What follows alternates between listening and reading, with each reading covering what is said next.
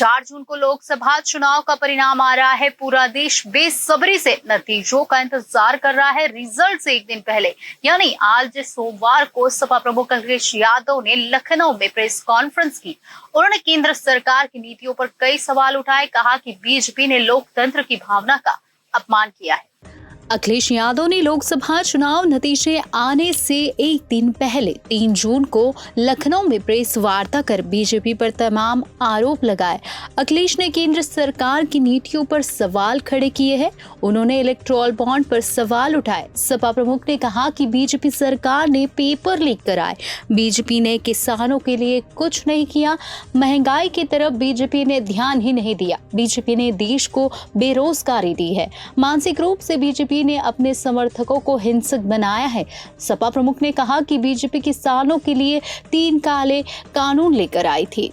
उसने किसानों की जमीन हड़पने की कोशिश की। बीजेपी ने किसानों का कर्ज माफ नहीं किया। बीजेपी ने अपने मंत्रियों से किसानों के लिए अपशब्द कहलवाए। बीजेपी ने ईडी और सीबीआई जैसी जांच एजेंसियों का दुरुपयोग किया। विकास के झूठे आंकड़े देकर जनता को ठगा है। अखिलेश यादव ने कहा कि एग्जिट पोल दिखाने वाली कंपनियां बहुत सालों से बीजेपी के लिए बूथ मैनेजमेंट का काम कर रही है। मनोवैज्ञानिक रूप से लोगों के दिल और दिमाग में जानलेवा वैक्सीन लगवाने के बाद बीमार होने पर डर बैठा दिया।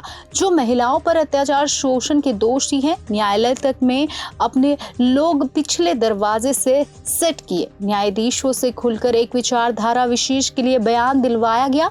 बीजेपी ने लोकतंत्र की भावना का अपमान किया। चुनाव के नतीजे को कुछ भ्रष्ट मीडिया कर्मी और अधिकारियों की मिली भगत की वजह से बदला भी गया। ये सब कुछ कहा अखिलेश यादव ने। मैं आपके बीच में आपके माध्यम से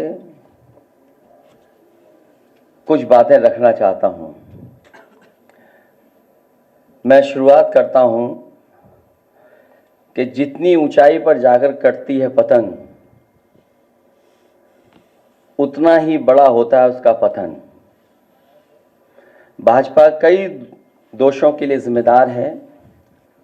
सामाजिक रूप से भाजपा ने देश में सौहार्द बिगाड़ा, व भाईचारा खत्म किया, जाति के खिलाफ जाति, संप्रदाय के खिलाफ संप्रदाय लड़वाया, संविधान द्वारा दिए गए आरक्षण को साजिशन खत्म करने के लिए बेरोजगारों से छल किया, पेपर लीक कराए, देश के लिए आगे बढ़कर लड़ने वालों की बहन बेटियों के लिए जानबूझकर अपने मंत्रियों से अपशब्द कहलवाए, महिलाओं के प्रति अपराध बढ़ाए, मणिपुर हाथरस महिला पहलवान, पिछड़े दलित अल्पसंख्यक व आदिवासियों पर अत्याचार और सबसे खराब व्यवहार किए जाने के लिए रिकॉर्ड बना।